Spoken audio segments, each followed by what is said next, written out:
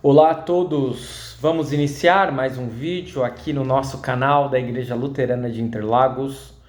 Vamos para mais um episódio da nossa série Confissões Luteranas para hoje, episódio 18, em que nós queremos dar continuidade ao estudo da Apologia para a Confissão de Augsburgo. Estamos estudando o artigo de número 12, que fala a respeito da confissão de pecados e da penitência.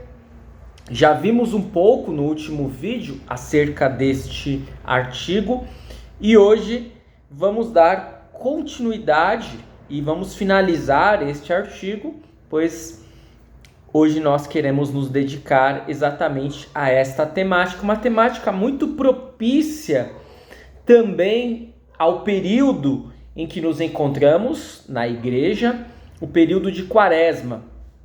Quaresma, volta e meia, nós destacamos que é um tempo de penitência, é um tempo de reflexão sobre a nossa vida, sobre os nossos pecados, sobre como precisamos melhorar, viver em novidade de vida, lutar contra os nossos pecados. O problema é que os autores da confutação à Confissão de Augsburgo, eles vão advogar, defender a doutrina romana que vai dizer exatamente o contrário. Muitas vezes vai apontar para um outro caminho que é muito perigoso se nós quisermos adotá-lo. Vamos então, sem mais delongas, eu trouxe a vocês hoje 9 destaques. Eu vou, como tenho feito, ler, que é a parte em destaque do texto da apologia, e depois tecer breves comentários. Vamos juntos. O primeiro destaque diz assim: seria ímpio eliminar da igreja a absolvição particular. E se alguém desprezar a absolvição particular, não entende o que é o perdão dos pecados, nem o poder das chaves. Então, aqui nós nem temos em si um problema com a Igreja Católica Romana, mas nós vamos ter um problema com outras denominações cristãs que são contrárias à confissão de pecados e à confissão privada de pecados. Infelizmente, eu já até comentei isso no último vídeo, essa confissão privada dos pecados tem caído em desuso, ou até poderíamos dizer, caiu em desuso. Não tem sido utilizada com tanta frequência, ou com pouquíssima frequência utilizada pelos membros da nossa igreja. E isso é um problema, é um erro, porque a igreja tem como um dos seus principais fatores diferenciais de outras instituições do mundo conceder perdão de pecados. Agora, vai começar a ter diferenciação e problema com a teologia da Igreja Católica Romana, não no aspecto de que precisamos confessar os pecados privadamente, mas no como isso vai ser feito. E aí o próximo destaque vai falar a respeito disso. Vamos ao texto, diz assim: a objeção de alguns no sentido de que o juiz deve conhecer a causa antes de se pronunciar é totalmente fora de propósito, porque a absolvição é a execução de benefício alheio, não sentença judicial. Pois Cristo deu mandato para perdoar pecados. Esse mandato é exercido pelos ministros e eles não têm mandato para conhecer as coisas ocultas. O que está sendo dito aqui? A teologia católica romana vai por um caminho complexo e perigoso, que é o seguinte: As pessoas devem confessar os seus pecados pelo menos tantas vezes ao ano. E aí vão dizer como deve ser feita essa confissão. Os pecados precisam ser enumerados o máximo possível, até quantos a pessoa puder se lembrar. Mais ou menos nesse sentido. Confesso a vocês que não tenho a exatidão se hoje, na prática, isso tem sido incentivado ainda na Igreja Católica Romana. Estimo que sim, mas não tenho essa certeza. O que eu posso dizer a você é que Melanchthon, o autor da Apologia à Confissão de Augsburgo, os reformadores luteranos e nós hoje não defendemos tal ideia. Nós defendemos a confissão privada de pecados, mas não a enumeração de pecados. O que defendemos é que alguém que vai confessar os seus pecados de forma privada possa levar aqueles pecados que mais os sobrecarregam. Não sei se vocês já perceberam, às vezes nós fazemos uma confissão de pecados no culto, e já tem até um tempo que eu não tenho feito essa confissão, quem sabe podemos fazer novamente em breve, que eu deixo alguns segundos em silêncio. E aí a pessoa pode refletir naqueles pecados que mais sobrecarregam ela naquele momento. E eu faço isso de propósito para que de fato as pessoas possam ao mesmo tempo refletirem em seus pecados, ao mesmo tempo sentirem-se aliviadas e consoladas pelo perdão que elas recebem exatamente sobre esses pecados que mais as atemorizam, certo? Vamos para o terceiro destaque, que diz assim, lá na Apologia: pois com certeza é absolutamente falso o que os adversários afirmaram na confutação, que uma confissão completa é necessária à salvação, pois ela é impossível, óbvio. É isso que nós já tínhamos falado no destaque anterior. Como que nós vamos exigir que as pessoas tenham uma confissão completa, enumerando todos os pecados possíveis, se ela não vai sequer se lembrar? Aliás, há pecados que cometemos que nem sequer nos damos conta. E essa é uma outra forma também de confessarmos os nossos pecados aí de uma forma mais geral, genérica não num sentido pejorativo, mas no sentido de que precisamos confessar todos os nossos pecados a Deus, inclusive aqueles que nós não nos lembramos, que nós não nos damos conta, diante de Deus, diante de um confessor, diante de uma confissão privada. Aí não. Aí o que mais estimamos é que sejam confessados pecados que nos lembramos, pecados que estão nos sobrecarregando. Quarto destaque: Deus acabe com esses sofistas ímpios que distorcem tão criminosamente a palavra de Deus. Vejam que aqui Melanchthon não vai medir as palavras, Melanchthon vai expressar até mesmo uma irritação com aquela forma, com aquela visão que os autores da confutação tinham. Qual é a pessoa boa que não se revolta com tamanha indignidade? Cristo diz: arrependam-se, lá em Mateus 4,17, e logo, aí ele vai usar a ironia. Cuidado para não pensar que ele está dizendo que é isso que realmente acontece, ele está se utilizando do recurso da ironia. Ele diz: logo, as penas eternas são compensadas por nossas satisfações. Logo, as chaves têm mandato para remir parte das penas do purgatório, que aí vem, caceteando mesmo, dando porrada nos caras, porque merecem, por aquilo que eles defendiam. E aí nós percebemos que isso que foi colocado antes está de uma forma irônica, porque olha só o que ele vai dizer: quem ensinou a esses asnos uma dialética dessas? Mas isso não é dialética nem sofística, é patifaria. Melanchthon não mediu as palavras, não pegou leve aqui, porque era algo essencial. Se você sobrecarrega as pessoas dizendo que elas devem confessar todos os seus pecados, dizendo que elas devem pagar por esses pecados, porque penitência, na visão católica romana, era exatamente fazer algo para poder, digamos assim, acalmar a ira de Deus. E é por isso que Melanchthon pega pesado. As penas eternas são compensadas por nossas satisfações? As chaves têm mandato para remir parte das penas do purgatório? Peraí, o purgatório sequer é uma doutrina bíblica. Quem ensinou a esses asnos uma dialética dessas? De fato, isso pode não ser politicamente correto, né? Pode ser uma forma um pouco mais agressiva que Melanchthon usou, e vejam que Melanchthon não costumava ser agressivo em seus escritos.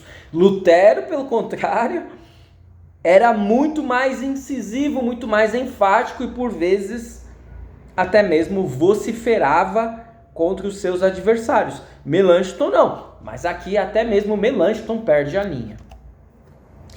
Seguindo para o quinto destaque, indulgências não nos liberam destes mandamentos, arrependam-se, produzam fruto digno de arrependimento. E aí, aqui nós veremos um outro lado pernicioso da doutrina católica romana. Além deles exigirem que se confessem todos os pecados, além deles dizerem, olhem, vejam só, suas obras poderão compensar os seus pecados, eles diziam que isso, só o fato de confessar os pecados já era uma obra que satisfazia a Deus. E aí Melanchthon e os reformadores luteranos vão dizer não, e muito menos indulgências. Indulgências que era a compra de perdão, a compra de um documento que traria perdão supostamente a você que compraria a indulgência. E há pessoas que até mesmo já tinham morrido, aí ele vai dizer, nada disso tira as palavras de Cristo. Arrependam-se, lá de Mateus 3, 2, 4, 17, produzam fruto digno de arrependimento, de Mateus 3, 8. E aí, mais uma vez, Melanchthon não vai aliviar nas palavras, dizendo, é enfadonho, porém, continuar refutando as bobagens dos adversários, pois é evidente que as escrituras falam de obras devidas, de toda a novidade de vida, não das observâncias de obras não devidas de que falam os adversários. E quais eram essas obras não devidas? Jejuns, peregrinações, penitências, orar trocentas vezes o Pai Nosso, Ave Maria, né? E assim nós percebemos como era complicado, e ainda é hoje, quando as pessoas criam o que Melanchthon vai dizer aqui de observâncias de obras não devidas. Isso acontece demais na igreja, não apenas na Igreja Católica Romana. Isso acontece demais em diversas religiões não cristãs. A observância de obras não devidas. Pois quais são as obras devidas? Quais são as obras que Deus nos exige? É o cumprimento da lei. São os mandamentos que nós não conseguimos cumprir perfeitamente. Fora disso, não há exigências divinas. Todas as outras exigências que ocorrem são exigências humanas, são exigências denominacionais, não são exigências bíblicas. Sexto destaque. Em parte nenhuma das Sagradas Escrituras encontramos isto, que as penas eternas só são remitidas por causa das penas do purgatório ou das satisfações canônicas, isto é, por causa de certas obras não devidas. É com imensa dor que enumeramos as bobagens dos adversários, que não deixam de enfurecer quem se ocupa com essas doutrinas de demônios, que o diabo espalhou na igreja para abafar o conhecimento da lei e do evangelho, da penitência, da vivificação e dos benefícios de Cristo. Claro, tudo isso desviava as pessoas e desvia ainda hoje as pessoas do caminho. Qual é o caminho que Deus nos deixou? A lei, a sua vontade, o cumprimento da lei, E claro, desse modo nós conseguimos realizar boas obras como consequência em resposta ao amor de Deus que nos justificou. O Evangelho, que é exatamente isso, a obra de Cristo em nosso favor, a penitência vista de uma forma correta, que é nós refletirmos em nossos pecados, buscarmos viver em novidade de vida, a vivificação, a mortificação do eu, a vivificação dessa nova vida que eu tenho em Cristo e dos benefícios que Cristo me dá. Tudo isso é escanteado, tudo isso é colocado de lado para purgatório, doutrinas humanas a respeito de obras não devidas, satisfações canônicas, ou seja, religiosas, eclesiásticas, e assim as pessoas se perdem em doutrinas vãs, em humanas filosofias. Seguimos para o próximo destaque, onde nós lemos: podemos afirmar com segurança que satisfações canônicas não são necessárias de direito divino para a remissão da culpa, da pena eterna ou da pena do purgatório, até porque purgatório nem existe. E aí é interessante porque Melanchthon e os outros reformadores luteranos muitas vezes vão citar pais da igreja que os católicos romanos defendiam, mas que na verdade não liam na íntegra, não interpretavam de forma correta. Vejam o que vai ser dito aqui. Agostinho não pensa que a dor que se sente na penitência é um preço pelo qual o perdão dos pecados é devido, pois ele sabia que o pecado é perdoado gratuitamente por causa de Cristo. O pecado é perdoado gratuitamente. Nós não iremos receber perdão de pecados porque pagamos algo, porque pagamos penitência, porque pagamos indulgências. Gratuitamente por causa de Cristo e da sua obra por nós. Penúltimo destaque. Deus estipula como preço pelos nossos pecados não as nossas penas, não as nossas satisfações, mas a morte do seu Filho. Afinal, que insanidade é esta? Preferir nossas satisfações à satisfação de Cristo? Vejam só, é uma insanidade, é uma loucura isso. Onde a Escritura ensina que só podemos ser libertados da morte eterna mediante a compensação de certas penas que vão além das aflições comuns? E aí, lá no texto, eles vão citar, os confutadores ou os autores da confutação vão citar Adão, vão citar Davi e vão dizer: olha só, eles foram castigados e eles precisaram cumprir certas penas para que eles fossem perdoados. Eles confundem consequências dos pecados com satisfação das penas.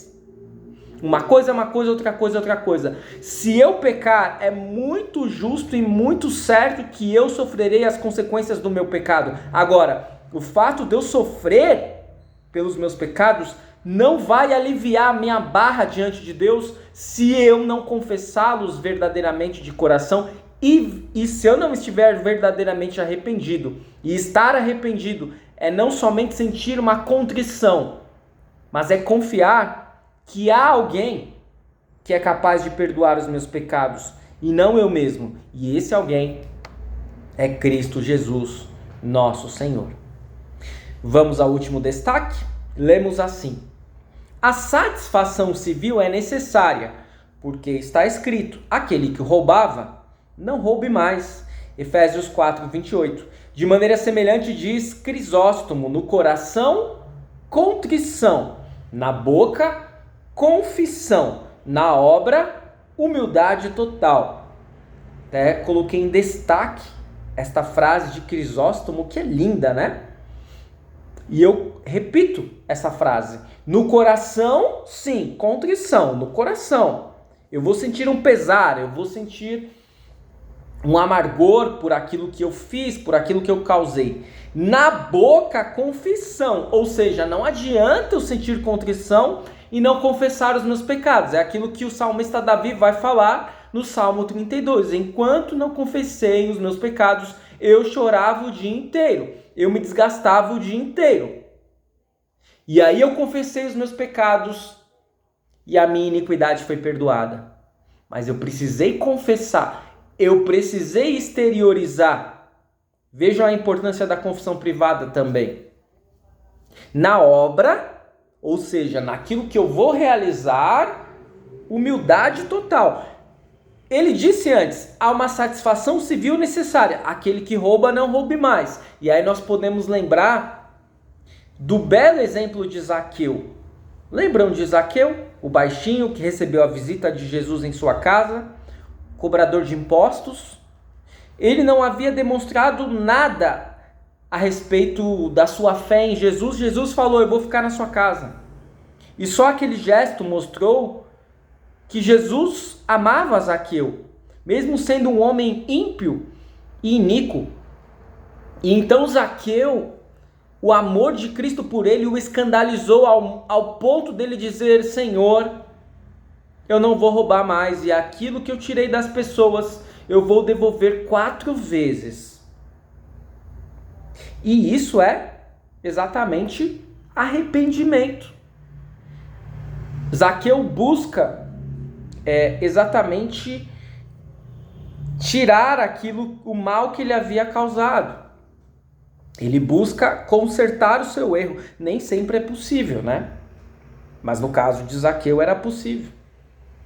Mas essas boas obras, elas devem decorrer da penitência, diz o texto da Apologia. E finalizando, deve ser penitência, não simulação, mas mudança da vida toda para melhor. Mas a Escritura não ensina que as penas eternas só são remidas por causa da compensação feita por certas tradições ou pelo purgatório.